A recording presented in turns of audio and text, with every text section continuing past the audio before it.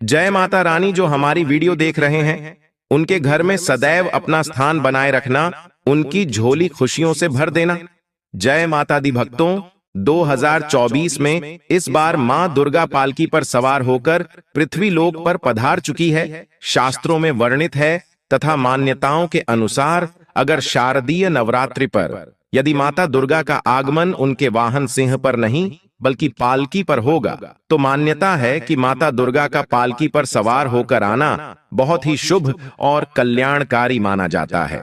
जीवन सुखमय हो जाता है, भक्ति का भरपूर लाभ भक्तजनों को मिलता है, दिल में सुकून मिलता है, माता वैष्णो भरपूर आशीर्वाद देती है। भक्तों, शारदीय नवरात्रों में ज्वारे का क्या करें, अखंड ज्योत की बात का क्या करें, अखंड ज्योति में जो तेल होता है बच जाता है उसका क्या करें। नवरात्र कब समाप्त होंगे और कब से शुरू हो रहे हैं, 2024 में कन्या पूजन कब करें और हरे भरे जौ का क्या करें। भक्तों, आज हम जानेंगे सब कुछ इस वीडियो में। माता रानी जो आपकी इस वीडियो को सच्चे दिल से लाइक करें, उसकी गरीबी जन्म जन्मांतर की परेशानी दूर कर देना। भक्तों, मुझे यह वीडियो फिर से इस वजह से बनाना पड़ रहा है ताकि नवरात्रि में आप सब बाद में गलती न कर बैठें। अर्थात नवरात्रि के बाद में जो चावल होते हैं, जो ज्वारे होते हैं, जो जोत की बत्तियां होती है, जितनी भी हम नवरात्रि के समय में सामग्री चढ़ाते हैं, उन सब का क्या करें, यह सब आप गलत तरीके से नदी में विसर्जित कर देंगे और इसके फायदे नहीं जान पाएंगे। इसलिए एक वीडियो फिर से मुझे बनाना पड़ रही है और मैं आप लोगों को फिर से जानकारी बता रहा हूं। तो भक्तों, यह वीडियो ध्यान से देख लेना। इस वीडियो को देखने के बाद आपको पूर्ण रूप से समझ में आ जाएगा कि सामग्री का क्या करना चाहिए। भक्तों, सबसे पहले जानते शारदीय नवरात्रों का समापन कब होगा। अंतिम व्रत 11 अक्टूबर बुधवार के दिन रखा जाएगा। इस दिन नवरात्रि समाप्त हो जाएंगे, यानी आखिरी व्रत 11 अक्टूबर बुधवार को सुबह रखा जाएगा और कन्या पूजन इसी दिन किया जाएगा। देखिए भक्तों, आप में से अधिकतर जो लोग हैं नवरात्रि में बहुत सारे गलती कर बैठते हैं। 9 दिन तक आप माता रानी की खूब पूजा करते हैं और भक्तों, माता रानी की पूजा करने के बाद जो चावल होते हैं, जो श्रृंगार का सामान होता है, अगरबत्तियां की जो कहीं जाए, जली हुई भस्म होती है, जो श्रृंगार का सामान होता है, जो दैवी सिक्का होता है, यह सब नदी में जाकर के विसर्जित कर देते हैं। भक्तों, यही सबसे बड़ी मूर्खता है। सारी जानकारी इस वीडियो में मैं आप लोगों को विस्तार से बताऊंगा। चैनल प्राचीन ज्ञान का उद्देश्य है कि जन कल्याण करना, क्योंकि भक्तों, अधिकतर लोगों को शारदीय नवरात्रि में 9 दिनों तक खूब पूजा करते हैं। पूजा करने के बाद भी उन्हें फल नहीं मिलता। क्यों फल नहीं मिलता? यही सबसे बड़ी गलती करते हैं। माता रानी स्वयं उन्हें प्रसाद देकर के जाती है, उनको फल प्रदान करके जाती है, लेकिन व्यक्ति उस फल का सदुपयोग नहीं कर पाते। देखिए भक्तों, अगर कुआं आपके पास में है और अगर आप कुएं में से पानी नहीं निकलोगे तो आपकी प्यास कैसे बुझेगी। ठीक उसी प्रकार आपको जानकारी नहीं है तो प्रसाद तो आपके पास में है लेकिन उसका प्रयोग करना नहीं कर रहे हैं। भक्तों, कहने का मतलब है मैं जो तरीका बताऊंगा इस तरीके से आपके जीवन में चल रही परेशानी, गरीबी, रोग, दोष, तकलीफ, हर प्रकार की मनोकामना की पूर्ति होगी। वीडियो को ध्यान से देखना। आज मुझे अपने गुरुओं के द्वारा प्रेरणा मिली है, माता आदि शक्ति के द्वारा प्रेरणा मिली है, इसलिए यह जानकारी बता रहा हूं।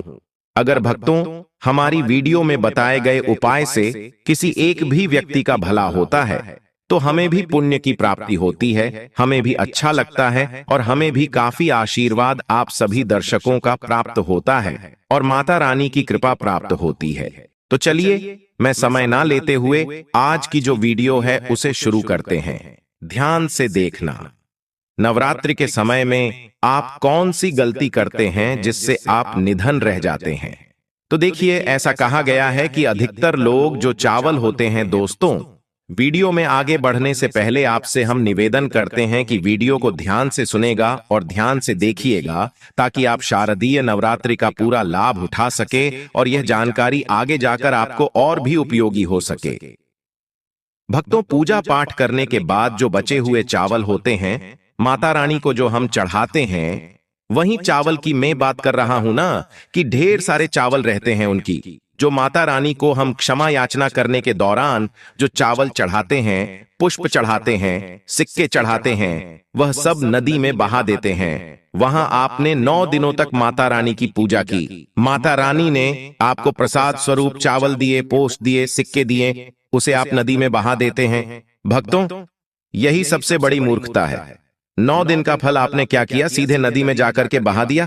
ऐसा नहीं करना चाहिए। जो चावल होते हैं मित्रों, पिछली वाली वीडियो में भी मैं आप लोगों को नवरात्रि की जानकारी बता रहा था। उसमें भी बताया है, जो नवरात्रि में जो बचे हुए माता रानी के चावल होते हैं, खड़े हुए चावल होते हैं, इन चावलों को आप अपने भंडार में रखें। अन्न भंडार का मतलब जैसे कि आप अपने घर में जो चावल पका करके खाते हैं उसमें डाल दीजिए, कुछ धन स्थान पर रख दीजिए। अब इसके बेनिफिट सुन लीजिए। और जो पुष्प रहते हैं आप इसे धन स्थान में सुखा करके रखें, अपने पर्स में रखें। जो सिक्के होते हैं इसे भी धन पेटी या पर्स में रखना चाहिए। अब इसके फायदे सुन लीजिए। जो चावल होते हैं माता रानी को चढ़े हुए मंत्रों से सिद्ध होते हैं। माता रानी को चढ़े होने के कारण नवरात्रि में माता नवदुर्गा साक्षात स्वरूप में विराजित रहती है। तो ये जो चावल होते हैं जागृत अवस्था में हो जाते हैं। यदि भक्तों आप इस प्रकार के चावल को आप खाते हैं तो आपके शरीर में दोस्तों आपको चावल एक साथ नहीं खाने हैं। आपके घर पर कभी भी चावल बनाएं तो उसे चावल में 1 या 2 चावल के दाने मिला देने हैं। देखिए दोस्तों, इसे होता क्या है कि आपके शरीर में इस चावल को खाने के बाद रोग दोष भी आदि किसी भी प्रकार की जो आपके शरीर में कष्ट है, शारीरिक पीड़ा है, मानसिक पीड़ा है, वह दूर हो जाती है। और भक्तों, माता रानी की आपको कृपा प्राप्त होती है। माता रानी की कृपा से शरीर में एक ऐसी ऊर्जा उत्पन्न होती है जिस ऊर्जा से आप अपने आप को स्वस्थ करते हैं।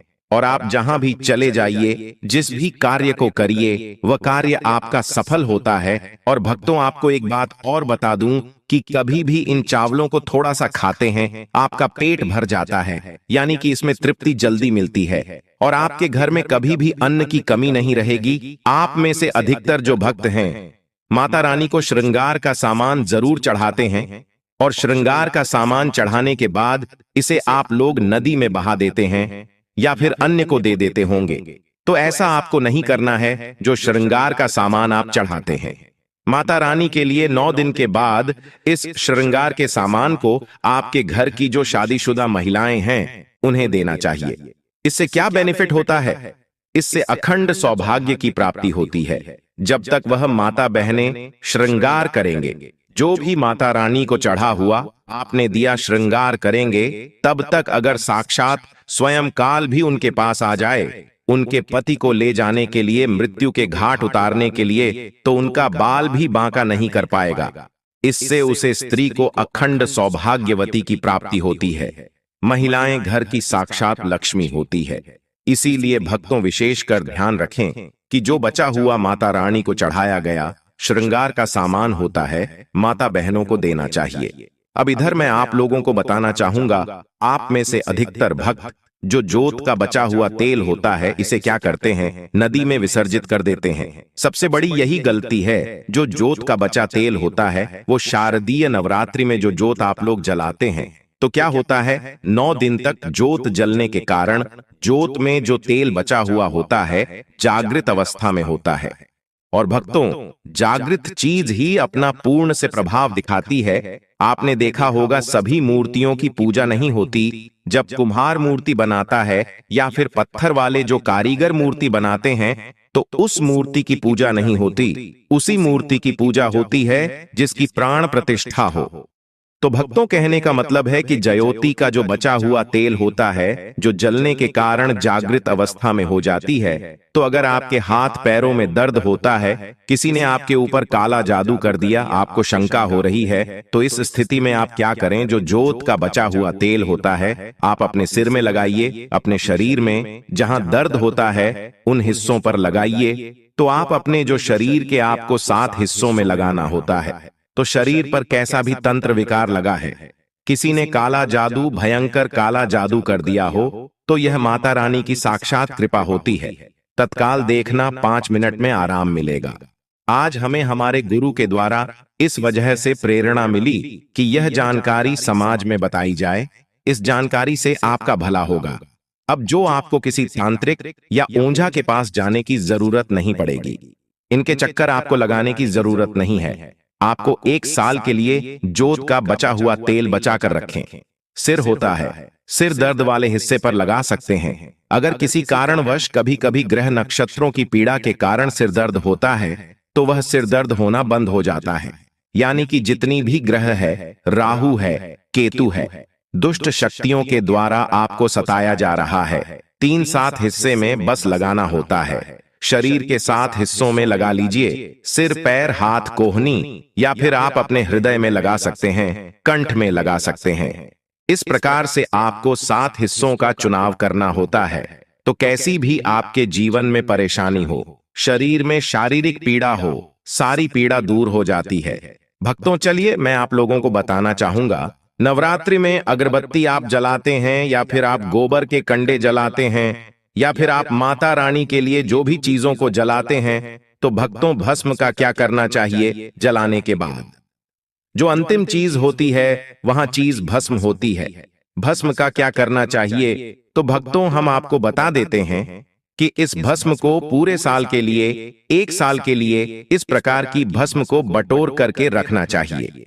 जो अगरबत्ती की भस्म है या फिर कहा जाए गोबर के कंडे की भस्म रखी है, क्योंकि माता रानी को हम जो कच्ची धूप जलाते हैं उसकी भस्म भी काफी सारी हो जाती है। क्या इसे में नदी में बहा देना चाहिए? अगर ज्यादा है तो नदी में बहा दीजिए, बाकी कम से कम आपको 1 साल के लिए आपको यह भस्म अपने पास में जरूर रखनी चाहिए। भक्तों, हम भस्म के बेनिफिट बता रहा हूं और इसके फायदे बता रहा हूं। इससे पहले अभी तक जय माता दी नहीं लिखा है तो जय माता दी लिख दीजिए। इससे हमें वीडियो बनाने का मोटिवेशन मिलता रहता है और माता रानी की कृपा आपके ऊपर और हमारे ऊपर सदा बनी रहती है, उसमें हमें आनंद मिलता है। तो भक्तों, जो भस्म होती है इसका क्या करना चाहिए?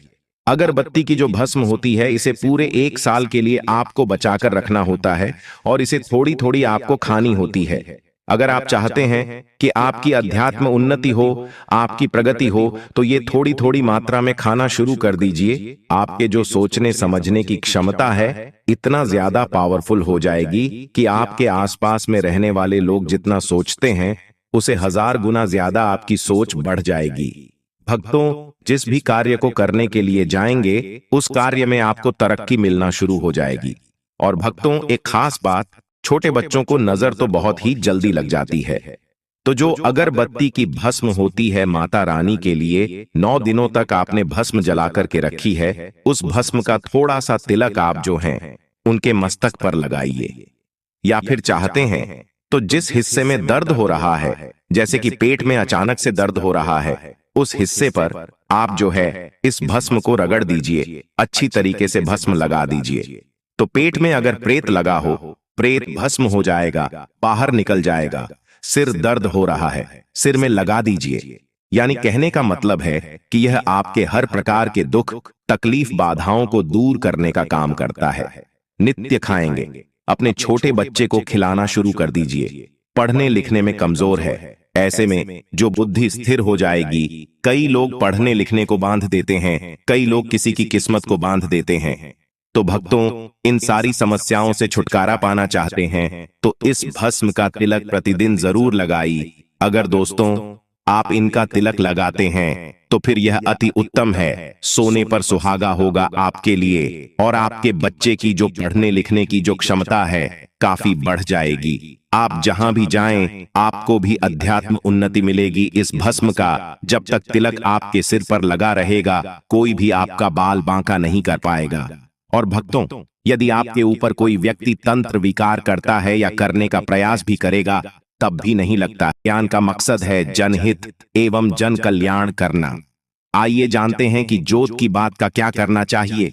आप में से अधिकतर भक्त या तो नदी में बहा देते हैं और अधिकतर लोग हैं यह धन स्थान पर रखते हैं, इससे फायदा नहीं मिलता। दोस्तों, जोत की बात ही हमेशा जागृत अवस्था में रहती है।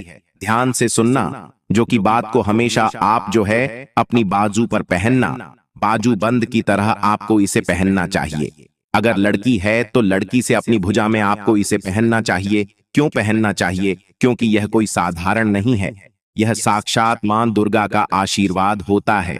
यह साक्षात मां दुर्गा की कृपा होती है, प्रसाद होता है। 9 दिन तक अखंड जलने के कारण यह चैतन्य हो जाता है, इसमें प्राण आ जाते हैं, इसमें शक्ति आ जाती है। इसलिए इसे पहनने के बाद कई प्रकार से फायदे मिलते हैं। अगर आप इस प्रकार के फायदे लेना चाहते हैं तो यह जोत की बात अवश्य धारण करें। इसको धारण करने के बाद जो 9 प्रकार के फायदे कहे हैं संत महात्मा ने, वही फायदे मैं आप लोगों को इस वीडियो में बताऊंगा। अभी तक भक्तों कमेंट बॉक्स में जय माता रानी नहीं लिखा है तो जय माता रानी लिख दीजिए, और वीडियो को लाइक नहीं किया है तो वीडियो को लाइक कर दीजिए। इसका पहला फायदा है कि अकाल मृत्यु एवं दुर्घटना से बचाता है। अगर कोई भी व्यक्ति इसे बाजू में पहनता है, धारण करता है, तो ऐसे व्यक्ति की कभी भी दुर्घटना नहीं होती, ऐसे व्यक्ति की कभी भी अकाल मृत्यु नहीं होती है। क्योंकि दोस्तों ऐसे व्यक्ति के साथ में साक्षात मां दुर्गा की शक्तियां चलती हैं। ये जो आप धागा धारण कर रहे हैं ना, ये आप जो बाजू में बांती पहन रहे हैं, ये कोई साधारण बत्ती नहीं है, यह साक्षात नव दुर्गा का आशीर्वाद होता है। यह एक प्रकार का सुरक्षा कवच होता है, तो इसे पहनने के बाद कभी भी अकाल मृत्यु नहीं होती एवं दुर्घटना से यह हमेशा बचाव करने का काम करता है।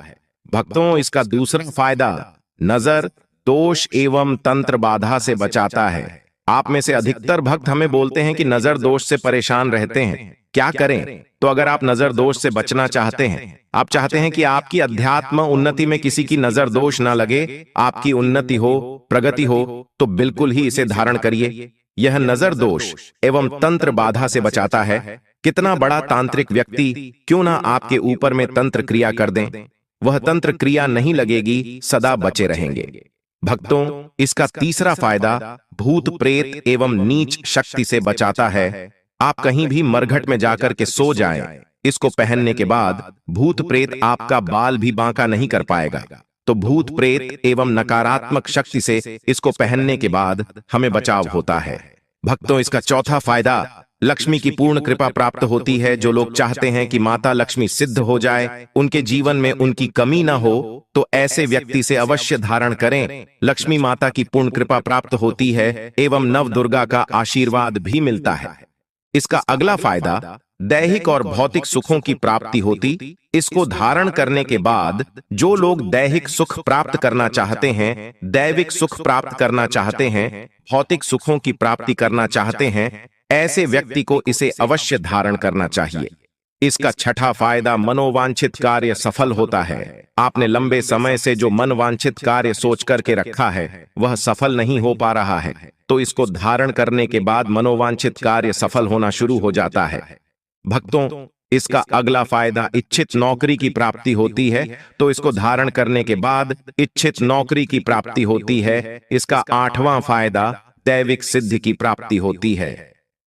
9वां फायदा मां दुर्गा आपके शरीर में हमेशा अंश रूप में विराजमान रहती है। जब तक आप इसे धारण करेंगे तब तक मां दुर्गा अंश रूप में आपके शरीर में विराजमान रहेंगे। और जाहिर सी बात है, जिनके शरीर में नव दुर्गा वास कर जाएं, ऐसे व्यक्ति के जीवन में अन्न धन एवं किसी भी प्रकार की वस्तु का अभाव नहीं होता। भक्तों देवी दुर्गा के स्वरूप में किसी भी देवी की तुलना में आप महागौरी की पूजा करना शुरू कर दीजिए। इनकी पूजा करने से यह तत्काल प्रसन्न होती है।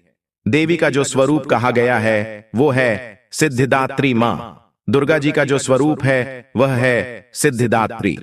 ये सभी प्रकार की सिद्धि को देने वाली है। सिद्धि अर्थात मोक्ष को देने वाली, तो देवी मां का पूजा पाठ करने से सभी प्रकार की सिद्धि की प्राप्ति होती है, सभी प्रकार की कामना की पूर्ति होती है। इसीलिए नवरात्रि के 9वें दिन इनकी पूजा से असंभव कार्य को भी संभव कर सकते हैं।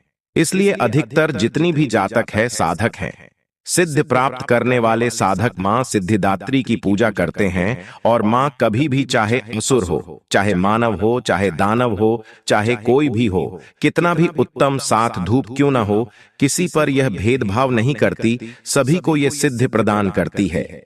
इनका जो बीज मंत्र है सिद्धिदात्री नमः। आप में से अधिकतर दर्शक हमें कमेंट करते हैं कि गुरुजी हमें सिद्धि की प्राप्ति करने के लिए क्या करना चाहिए। तो अगर आप सिद्धि प्राप्त करना चाहते हैं तो मां सिद्धिदात्री की आराधना करना शुरू कर दें। और जो बीज मंत्र बताया है, इस बीज मंत्र का जितना ज्यादा हो सके जाप करें। इस बीज मंत्र का जाप करने से आपको 8 प्रकार की सिद्धि और 9 प्रकार के निधि की प्राप्ति होती है। तो यह वीडियो देखने के बाद आप समझ ही गए होंगे कि ज्योत की बाती का क्या करना चाहिए। अगर यह जानकारी अच्छी लगी हो तो इस वीडियो को लाइक जरूर करना और जन कल्याण के लिए इस वीडियो को आगे जरूर शेयर करना। इस वीडियो को देख करके बहुत से लोगों का भला हो सकता है। और सच्चे हृदय से कमेंट बॉक्स में जय माता दी लिखना ना भूले। और आज की वीडियो यहीं समाप्त करते हैं। धन्यवाद।